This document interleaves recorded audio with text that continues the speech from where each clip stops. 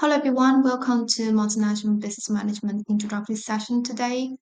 To ensure that we're on the same page, the course title is Multinational Business Management, and unlike the other class with the same course title on Tuesday morning, this course is taught in English.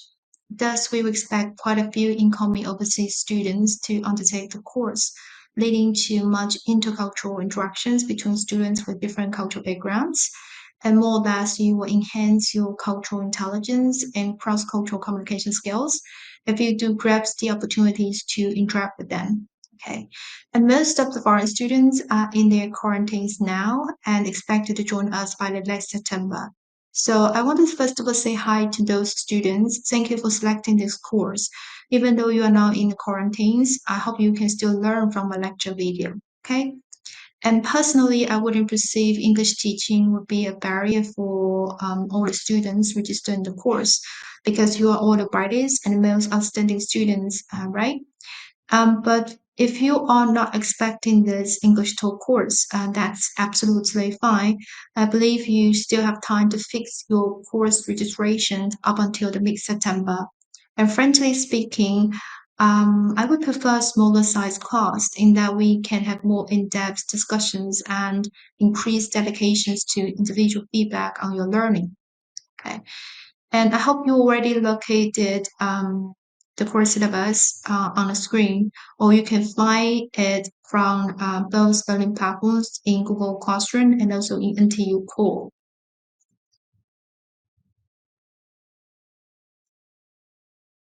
Okay.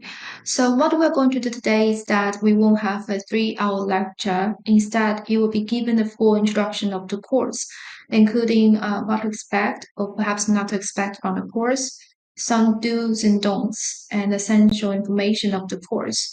But I just realized that I haven't introduced myself to you, have I?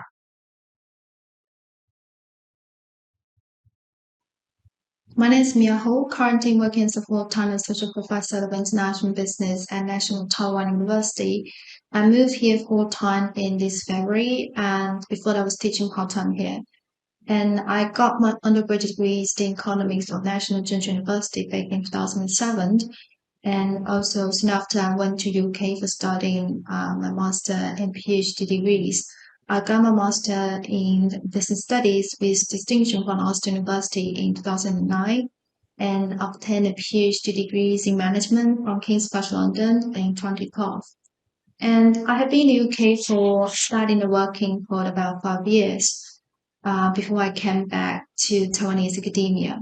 Okay, so you will probably already noticed that I have very weird accents, right? Sorry about that. And I've been working for several universities so far, including both private and public universities in Taiwan. And my last position was Director of International Affairs and also an Associate Professor of International Business at National Science University in Kaohsiung, where we have plenty of monkeys, as you know. And of course, we have lovely seaside and mountain views. And in terms of my research and teaching portfolios, I've been a very lucky person who teach and do research in the same fields of international business. In the past decades, my research has been focused on international strategic alliances. That means that at least one foreign and one local partners in the international cooperating arrangements, which can be very simple collaborations such as the buyer-supply relationships, R&D collaborations, or just the co-production agreements. But sometimes they can be very complex formats, such as joint ventures, which means that a company A and company B from different countries to form a company C in their countries or in a third country. So you will be introduced most of these financial choices later on in the course.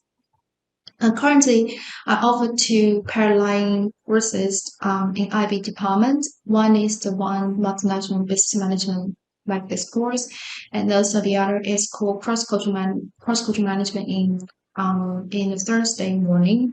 Okay, and most of my courses are taught in English, mainly because I have been used to teach IB-related subjects in English. But also, I tend to design international projects in my courses that would require students to work with their teammates from other universities outside the country. And if any of you are interested in my academic backgrounds or professional experience, you can find information on the university website.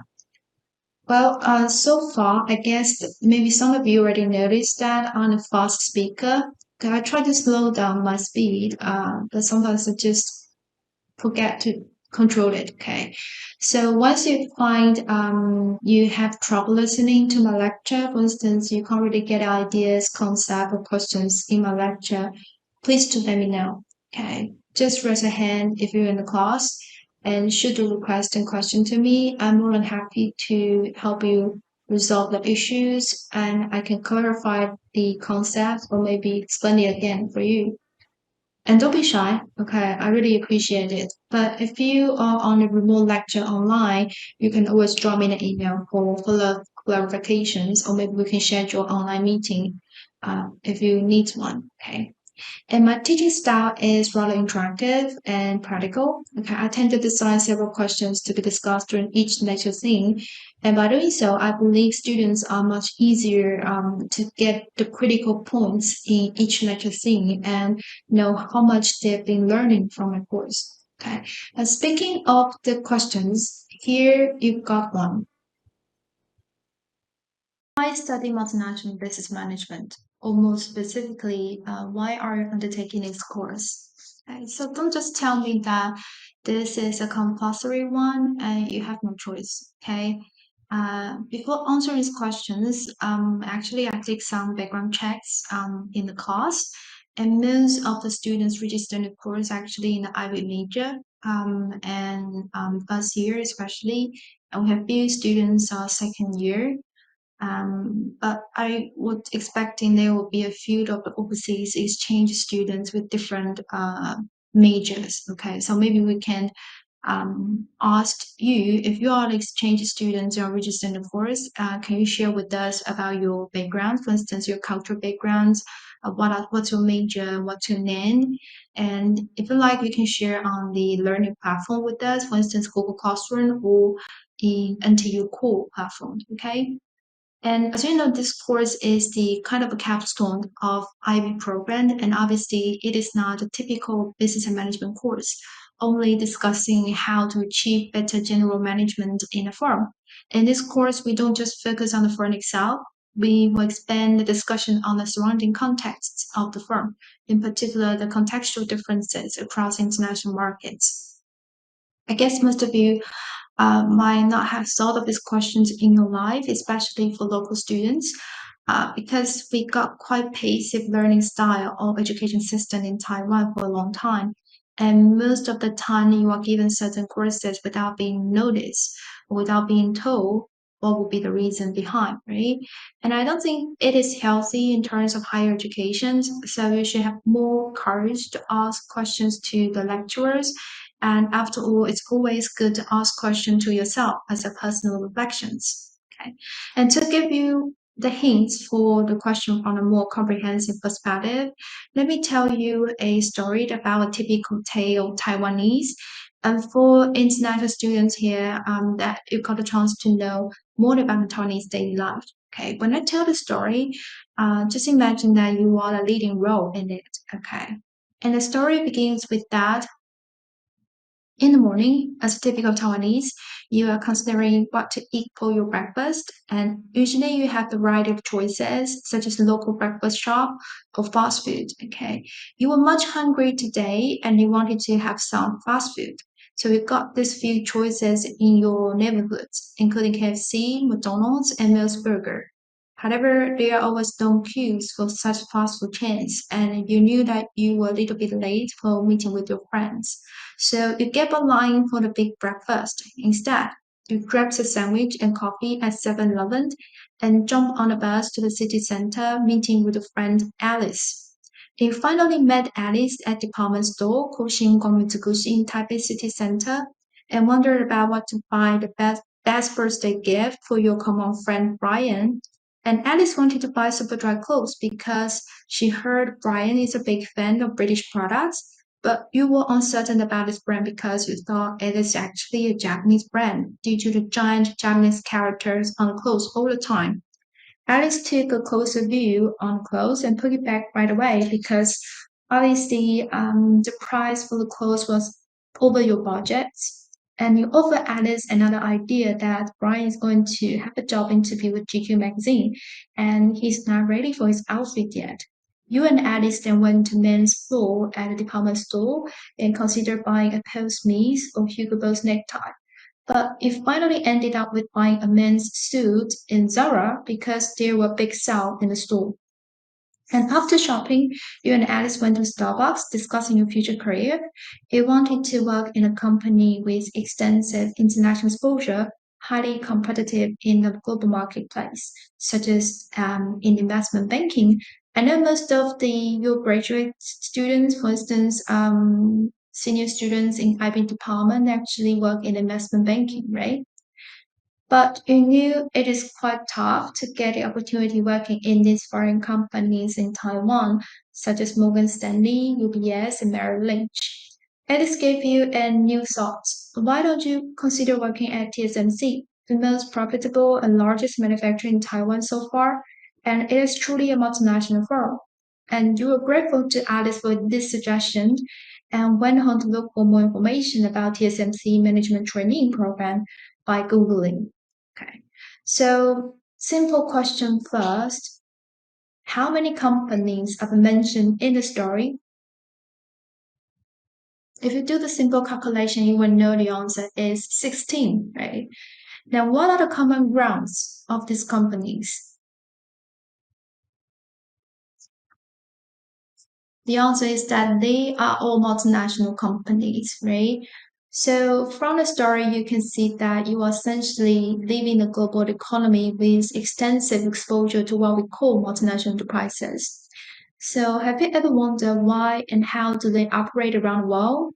What are their internationalization strategies and what could be the challenges in their internationalization processes? This course, in fact, covers all of these questions in your mind. And first of all, by learning and studying multinational business management, you will better understand what facilitates and inspires globalization and why do firms go international. And secondly, you will better understand the contributors to national economic well-being. For example, what factors drive Taiwan to become one of the Asian newly industrialized economy, the so-called World Asian Tigers, and how does Taiwanese economy outperform or underperform other countries in the Asian Pacific region? And also by learning multinational business management, you will have better understanding of what sustains the competitive advantage of the firms as well as individuals like you in the global marketplace. As you might have known that firms must regularly participate in cross-border activities in order to maximize their profitability, right? For instance, many multinational companies open their branches or subsidiaries in Taiwan, just as the example I mentioned in the story earlier. And by studying multinational business management, you will better understand the rationales behind these international operations, as well as their internationalization strategies. And most importantly, you will have also learn how to become a highly competitive person in the modern business world by thinking and acting globally while at the same time applying what you have been familiar with into the local contexts. And finally, with better understanding of what's national business management, you will gain knowledge about how companies respond to increasing pressure of customer demands in a sustainable way. For instance, Starbucks began selling coffee only from growers certified by the Rainforest Alliance, which is a nonprofit organization that promotes the interests of coffee growers and the environments. And McDonald's, they only purchase beef from farmers who meet special standards on animal welfare and environmental practices. So we will talk more on how and why companies apply CSR practices later in the course. Okay. But do you know what CSR stands for? CSR refers to business practices involving initiatives that benefit society. That means corporate social responsibility, right?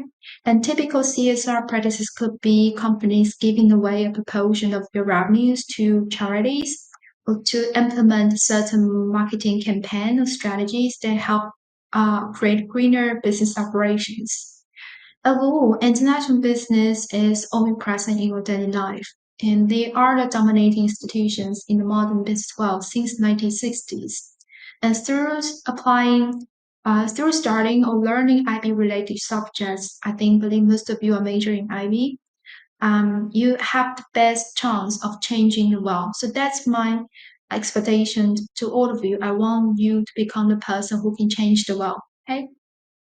And without further ado, what are the main takeaway of this course? Okay, this course is designed to introduce the international business concepts, contexts, and strategies in terms of motivating and preparing future managers to grasp the new realities in modern business world, as you can see on the slide. And to facilitate your learning, this course anchors on learning process of full stages. So we will start from understanding the foundation concept of international business and its strategic issues. And secondly, we then focus on identifying the diversities of international business environments as opposed to the local contexts. And followed by recognizing association among various internationalization strategies, sensing and sizing global market opportunity, and potential choices will be discussed.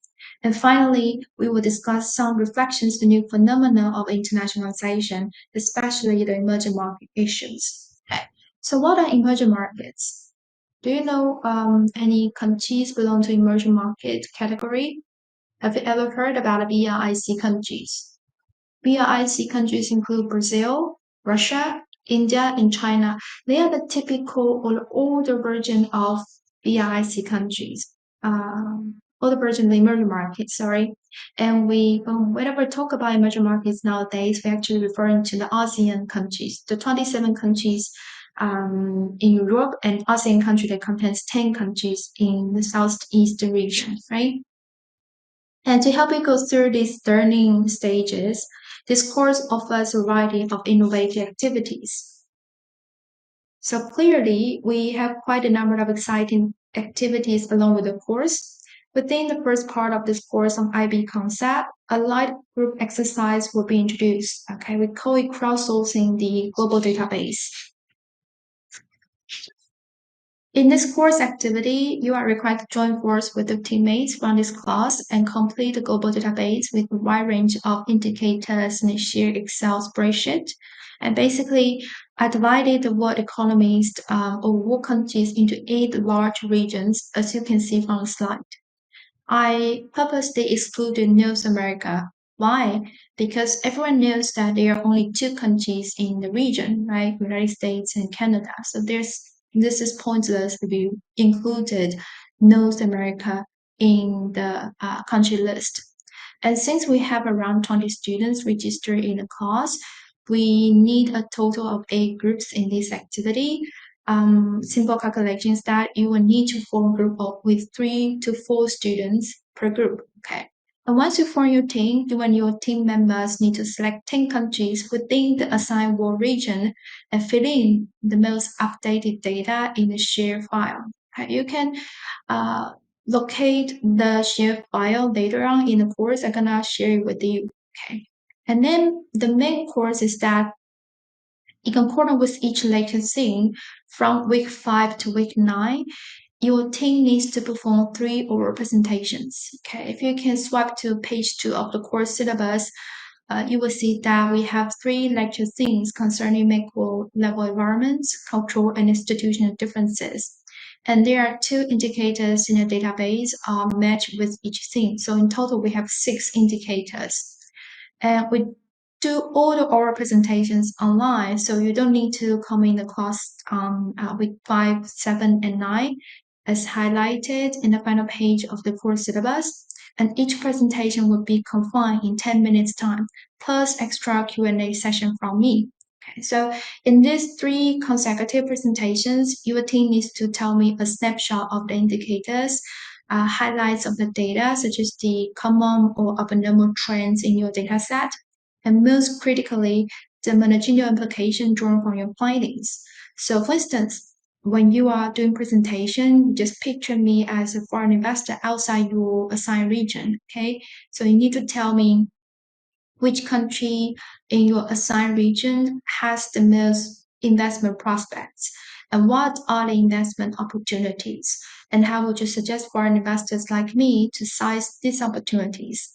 And if there's any foreseeable investment risks or challenges in your suggested country, how to minimize or tackle away such risks and challenges. Okay, you can easily find the necessary information on the course syllabus, including the questions I just mentioned. Okay, and the objective of this course activity is to enrich your knowledge, understanding of international markets, because I assuming that most of you, especially for local students here, you probably are not familiar with the country other than Japan, China, United States, and Taiwan, right? And by the completion of this assignment, you will get a full information of a total of 80 countries around the world, which will be quite helpful in the next course activities when you need to recommend new markets for your client organizations, which will be introduced later. And the second part of this course is concerned with the IB contexts. And we will discuss largely on how cultural, institutional, and economic differences across national boundaries affect international business strategies and performance. And just right after the midterm, we will have an interesting activity called debate competition on international business issues. Well, have you ever participated in a debate? Not arguing, okay? I meant debate, in which two parties offering their standpoints towards the same topic and try to convince each other with solid reasonings and evidence, okay? In these activities, you will be randomly assigned to participate in one out of two international business debate topics, as you can see on the slide. And on the date of the debate competition, you will be randomly organized into proposition and opposition sides of the assigned topic. And you can see that clearly the first topic is much simpler. You're gonna do a debate on whether or not to support or against globalization and why is that. Okay, if you are the proposition of the globalization, you basically talk about you support globalization and you think globalization bring the positive effect on the business operation per se. And if you're against globalization, maybe you can provide some evidence of the negative effect of globalization, such as the sweatshop or sweat factory we often heard in China or Southeast region. Okay. And the second topic is much more intricate or complicated. We're gonna talk about, discussed about the relationship between advanced technologies and multinational enterprises. Okay. So let's start from the simple question: what is advanced technology? Okay, a typical advanced technology could be the AI, AR, VR that currently been using in international marketing. And often we've heard about the automation, robotics, right? And so these are the typical advanced technology that have been widely applied by practitioners alike in manufacturing or in the self-service industries. Okay, so you know about the critical role of advanced technology in which to contribute the multinational enterprises' competitiveness. But have we exaggerated their roles in M&E's competitiveness nowadays? If you support the view, you need to say something good about the technologies and provide the evidence to say that advanced technology is the most critical resources within multinational enterprises and to help them to achieve their competitiveness in the global marketplace. I think that's the easy part. But what about the other part, the opposition part? If you're against the topic, or you're gonna express your ideas, basically you're gonna provide some evidence to talk about what would be the other resources you think that within the firm they can achieve the same level of competitiveness uh, in the global marketplace. For instance, one of the typical argument could be that human resources, right? Because it is the human control machines, right? Not machine controls human. So human resources probably could be the most or the better arguments to talk about the balancing role between advanced technologies and the other type of resources within the firm. Okay, so we're going to expand the discussion on that along with the lecture when we approach these activities. Okay, so don't worry too much.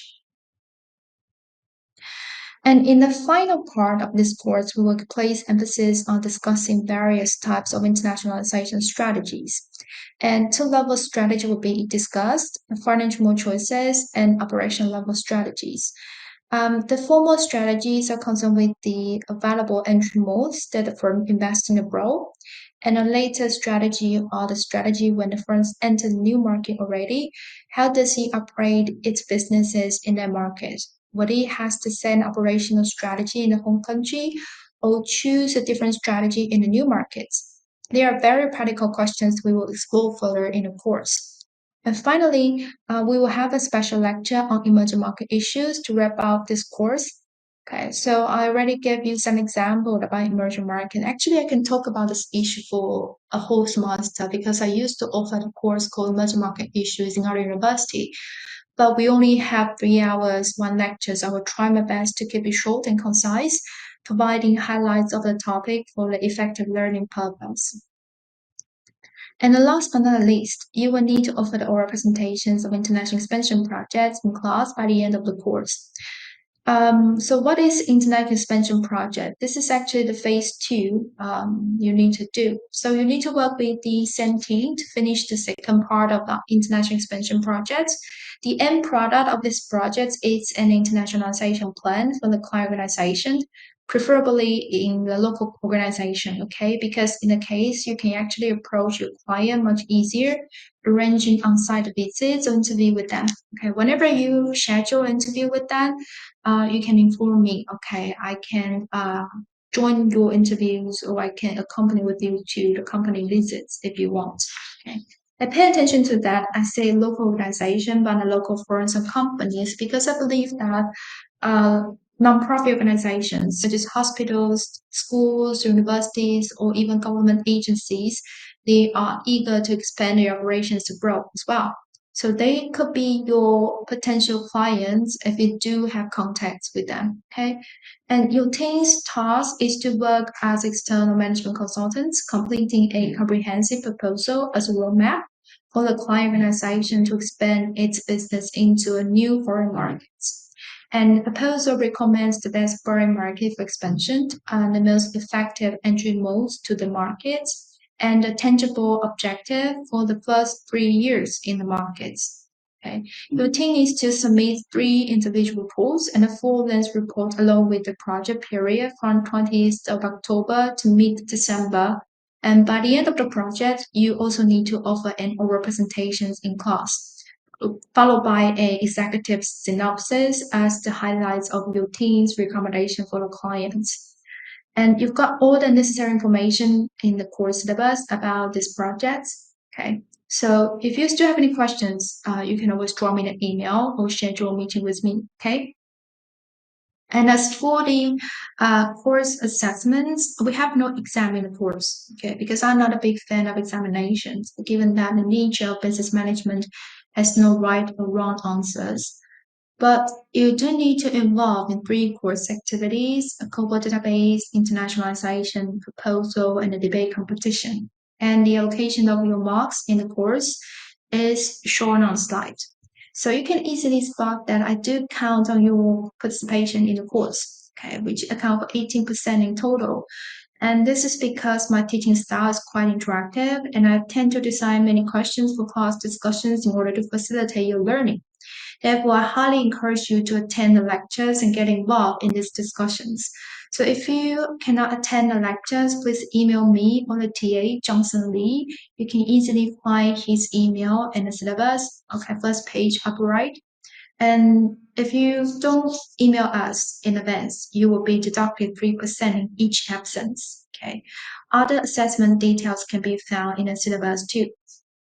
And about the textbook, okay, we will be using this one, Catskill and Else textbook on international business. And although all the lecture slides and contents are designed and made by myself, I use many key concepts in the textbook to support your reading. So for the purpose of effective learning, I encourage to get one either new secondhand book. And for the lecture slides and supported readings, you can download from the following two learning platforms. Okay, the first platform is NTU Core. I think if you already registered in the course, you will be automatically enrolled in this platform. So no worries to that. But if you are not registered in the course, maybe you are still wondering whether or not to take the course, that's fine. You can get the same resources in an open platform called Google Classroom, okay, on the right-hand side. Just scan the QR code or click on the link for more information about that. Okay. So thank you for listening to this lecture video and participating in the class, if you did, okay. And I look forward to seeing you all online or maybe in class next week, okay. And finally, I want to say that if you still have questions about that, try to reach me by email first, okay, because I don't live in Taipei. I live in Taoyuan, and I don't come to university quite often. Okay, so that's why maybe we will have a schedule online meeting instead of physical meeting. Okay, so just to let you know that. Okay, and tomorrow we're gonna have a Moon Festival in Taiwan. So happy Moon Festival, and try not eat too much moon cake and barbecue. Okay, stay healthy. See you next time.